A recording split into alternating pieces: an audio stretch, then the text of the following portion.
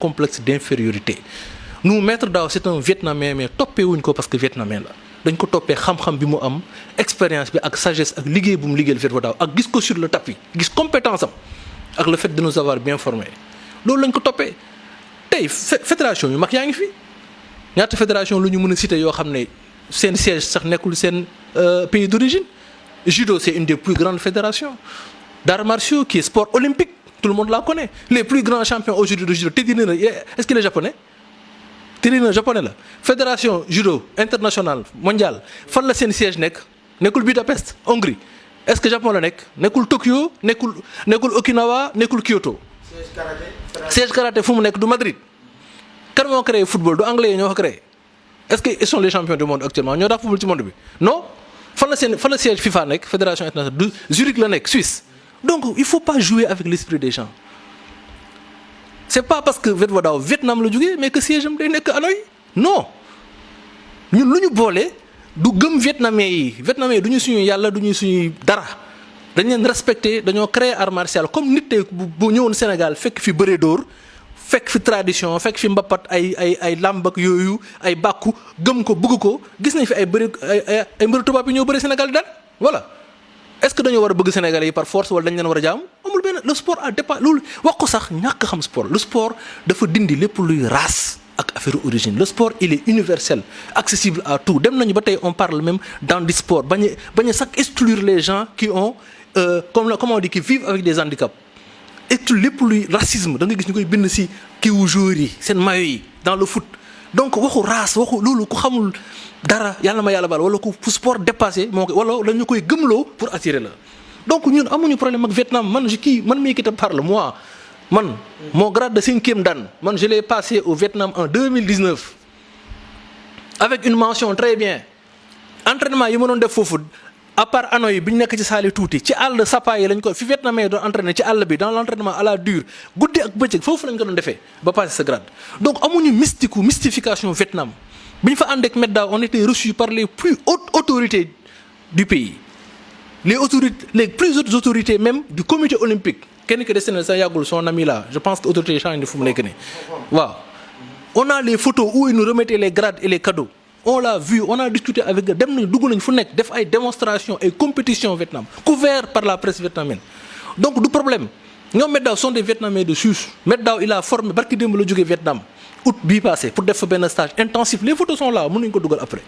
un stage intensif avec des maîtres africains burkinabés des maîtres marocains dem di fa former ay maîtres vietnamiens ñu créer un nouveau centre de formation un centre de formation pour les arts martiaux un centre scientifique pour institut des sciences pour la formation des arts martiaux au Vietnam mu nekk une ceinture blanche président du conseil mondial des maîtres entouré par des maîtres vietnamiens européens africains comme loolu mooy sport donc bu ñu jaay affaire Vietnam dañu nax ñun on est dans la fédération mondiale là depuis 2022 ça va faire 24 ans qu'on est là-bas suñu waaw depuis 2001 laa bëgg a wax suñu titres yi ñu am yépp foofu lañ ko amee champion du monde champion d'Afrique plusieurs fois champion du Sénégal yi aujourd'hui on a un 7e dan à part médecine moi je suis 6e dan il y a des 5e dan ici te forme te xam nga pour ñun ceinture rouge rek nekkul pas parce que nga teg ceinture rouge rek maître nga je parle de maître je parle des gens qui ont fait la formation des maîtres yi def formation des maîtres di ma déglu ñi nga xam ne si ñun la ñu bokk xam nañu luy formation des maîtres je parle même pas du passage de grade mais pour nga parce que chez nous boo takkee 3e dan avant ngaa takk ceinture rouge dañu lay def loo formation des maîtres dañu yóbbu ci àll bi day mel ni lël wala bois sacré wan la fa loo musul gis jàngal la fa loo musul imaginer préférer loo xam ne kenn du ko wax ci micro c'est tenu secret par les maîtres jox la fa secret yi dëgg-dëgg yu maître war a yore boo fa génne ni nga xam ni ngay toogee ak ni ngay waxee ak yaay kan donc vraiment man dama bëgg nit ñi dellu si seen xel on ne peut pas parler d'unité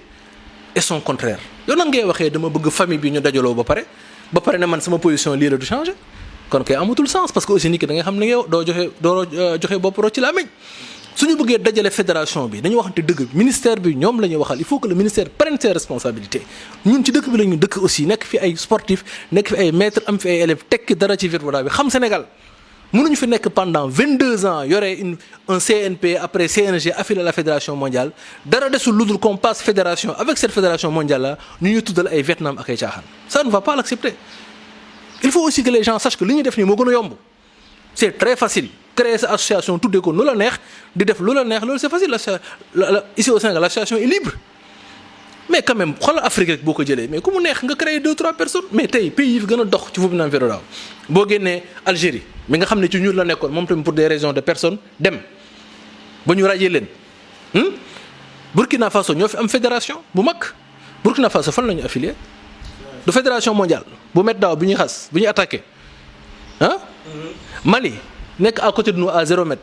ils sont fédération fu ñu affilié du fédération mondiale. Mauritanie à côté mais barki dem fédération les autres pays yi ñu xam Togo Niger et cetera qui sont pas encore fédérés ñenn association ñenn ñu comité en tout cas affilié à la fédération mondiale. léegi ñoom ñëpp ces africains là ils sont pas intelligents amuñu xel ñun ñëpp nii jànguñu quoi on n'est pas des intellectuels on n'y comprend rien benn nit la ñu topp rek daf ko mais loolu mais ñii ku ñu c'est loolu à la limite yëpp nit ki la ko c'est un manque de respect il faut qu'on se rectifie. ñun c'est la première fois man ma génn vidéo bu mel nii parce que wax ji dafa mujjee bëri suñu nopp yi ba ku leen dégg nga fa ne ils sont nga mel ne yaa yor la science infuse man maa xam man maay mel ne VERODAW ak yow la commencé non je suis désolé VERODAW n'a pas commencé avec toi médecine mi fi indi VERODAW sa la VERODAW a commencé avant lui waaw ngoon na la ñuy wax 1912 1960 dundam yàggul mu teg fi les bases li ñu gis lu bëri fii dañ ko continuer derrière lui donc nous on n'a pas disons cette illumination du Vietnam non on respecte le Vietnam comme un pays dañuy dem à la source comme judoka bi nu muy demee Japon à la source ñu ne ko tel maître fii la doon entraîner fii la nekkoon c'est très intéressant pour nous mais foofu la yem on pratique un art martial on pratique un sport on n'est pas là pour di jaamu kenn wala li ñuy wax ci français déifier kenn loolu ça ne nous intéresse pas fédération bi ñu nekk c'est une fédération sérieuse qui vient de faire sa coupe du monde en 2022 bi à Paris on nous dit que la fédération France n'est pas reconnue mais loolu est-ce que nit dina ko dégg sax jàpp ne c'est normal mais tout le monde est libre. Comment est-ce qu'ils ont fait pour organiser une coupe? Mais c'est ça la question mais aujourd'hui avec comme partenaire la mairie de Paris. loolu la mais ñoom nit ki dafay contredire yow tu dis que tu es au Sénégal que yaa nekk ci dëgg mais affilié wu ci structure bi nga xam ne mooy officiel muy CNG bi et tu dis ñi nekk France ñoom dañuy def comme yow mais nekkuñu ci dëgg xam nga loolu déjà c'est contradictoire nous on pratique un art martial d'origine vietnamienne avec son style avec ses techniques arts martiaux yëpp se valent pratiquants yi moo mën a mauvais mais karaté judo jujutsu aikido yëpp ça vient du Japon taekwondo apkido et consorts ça vient de Corée wushu bi ñuy wax kung fu noo ko mën tuddee boxe chinoise quels que soient les styles ça vient de la Chine boo wàccee muay thai bi ça vient de Thaïlande nga dem ay un peu des pays de la sud-est Malaisie Indonésie Philippines les arts martiaux philippiens Pencak Silat yooyu yëpp ça vient de ces pays là donc ku nekk am na foo jóge am nga sa spécificité noonu la Vietnam amee spécificité la position de ces maîtres là c'est très simple on respecte le karaté nous on était dans le karaté ñun pourquoi kon des suñu karaté rek lu tax ñu génn def CNP kon ñun ñu nekkoon fédération kat lu tax ñu génn dañu waroon toog foofu rek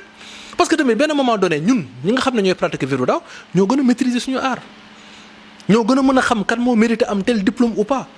en termes de compétition ñoo ko mën a organiser ni mu gën a nuróowee ak Vietnam VERODAW donc on n'a pas besoin bu ñu amee nombre boobu am maître yi am niveau boobu dem di affilié wu ci fédération karaté pour ñu ñuy signer suñuy grade suñuy diplôme te ñuy ay karatéka peut-être li nga xam ci VERODAW bëriwul loolu kese la ku mu neex dem fa affilié man mënoon naa ubbi club Paris dem affilié foofu teroo ma liggéey ak ñoom MEDEAW ça veut absolument rien dire ñooñu ils organisent 2 fois une coupe du monde en France ñi koy wax noonu 2002 ak 2022 20 ans d'écart ñu ki ko xam dëkk tubaab yi xam ni fa légalité mel ak ordre ak 2014 ñu organiser ko foofu accueillir combien de pays def fa coupe du monde boo xam ne en direct partout ah. yàggul sax l'ambassadeur du Vietnam. oui oui. les a reçus au siège. oui de l'UNESCO les photos sont là au siège de l'UNESCO nga def lu toll noonu pays yi déplacé wu ñëw aéroport traversé frontière bi dem en partenariat avec la mairie autorités yi ñoo nga ne ñooñu nekk ñu dara daal ñooñu daal xanaa mais France du n'importe quoi quand même bu dul waxuma sax France mais les pays européens là sont organisés quoi tu peux pas faire n'importe quoi là-bas organiser une compétition lu mu demander en termes de qualité sur le plan sanitaire d'encadrement médical sécuritaire tout ça mënoo fa def ay caaxaan donc il faut être sérieux la fédération mondiale bi ñu bokk c'est une fédération qui regroupe beaucoup de pays qui sont libres et indépendants démocratiques qui ne sont affiliés à aucun autre pays qui ne font pas du VERODAW pour être affiliés au Vietnam on respecte le Vietnam mais dëkk la bokk comme ñun il faut ñu dindi mentalité boobu suñu xale yi nii ñun Vietnam la ñu dem ñëppay dem Vietnam ku mu neex suba nga dem Vietnam ça ne change absolument rien vietnamais yu bëri sax def ñu VERODAW ñenn si ñoo ko fay def comme ni ñuy defee Vietnam di ñuy def taekwondo def judo def leneen c'est le sport est universel il faut arrêter avec ces histoires de Vietnam loolu ñuy naxee nit ñi di leen ko attirer ñun ñoo nekk Vietnam ñun ñoo nangam faire siège bi ñu wax seen siège fan la nekk Vietnam autorité vietnamais yi nañu génne seen tur ñu xool ñan la ñu si voting yi ak lu ñu représenté loolu aussi mën nañ dugg détails yooyu parce que on sait tout ñun comité olympique bi ñu olympisme bi ñuy wax noonu mais le Viet Vo Dao c'est vrai a été invité une fois ou deux fois dans les Jeux asiatiques mais Jeux asiatiques bii di ñëw ne Vovinam Vira dafa postuler mais te il n'est pas Vovinam la ñuy wax sax ñoom parce que le Vovinam Vira est un terme protégé par la fédération mondiale tout le monde ne peut pas dire Vovinam Vira Dao dans le monde ak écusson bi ni ñu koy bindee noonu si bëri dañu ko protégé par la fédération mondiale nit kay mooy bind lu ko neex wala copier mais fédération mondiale bi mu ko terme bi mu ko defee générique la ko protégé. parce que gis nañu aussi même sigle yi ñu utilisé sax. c'est ça fédération africaine Vovinam. c'est ça parce que Vovinam Vira Dao c'est un terme consacré et protégé par la fédération mondiale mun ku nekk mën ko utiliser. mais je veux dire même Vovinam bi nga xam moom la ñuy utiliser naan si comité olympique mais ce Vovinam là championnat Jeux asiatiques yi nii. yi war a am Thaïlande 2025 mais le Vovinam n'est pas retenu pourquoi bu nekkoon sur la bonne voie xëy dinañ ko retenir lu tax retenir dañ ko bi yoon est-ce que ñoom ils le savent donc dañuy gëmloo seen élèves yi loo xam ne amul le Vovinam n'est pas retenu nañ ko xam 2025 bi bokkuñu si te ñun amuñu aussi nañu wax ñu comprendre amuñu aussi fixation bu ñu jaay ñi loolu di leen nax amuñu aussi fixation olympisme toute discipline nag sportive bëgg na un jour peut-être nekk olympique mais dafa laaj yu bëri ñun on pratique un art martial te art martial son but ultime c'est de défendre sa vie et de défendre son honneur avec des techniques qui sont extrêmement dangereuses qu'on n'apprend pas à tout le monde donc loolu parfois pour nga dugal ko ak compétition dafa xaw compliqué moo tax boo xoolee règlement bi day xaw a métti te pour être discipline olympique dafa am yu bëri yu ñu lay laaj te souvent yenn arts martiaux yu bëri li ñu naan dañu obligé sportiviser entre guillemets sportiviser leur discipline pour ne pas dire neutraliser ko ba dindi yu bëri yoo xam ne mooy def source art martial bi mooy tax tey boo doon xeex ci mbedd bi nga mën defal sa bopp maanaam dañu koy rocci dindi changer pour mu mën a méngoog sport bi nit ñi xam nii rek mën ko comprendre te Vovinam Viet Vo Dao dafa am nag étape bu ñu war a jaar te ñun option bu ñu jël mooy rester dans la traditionnalité dans le Vovinam Viet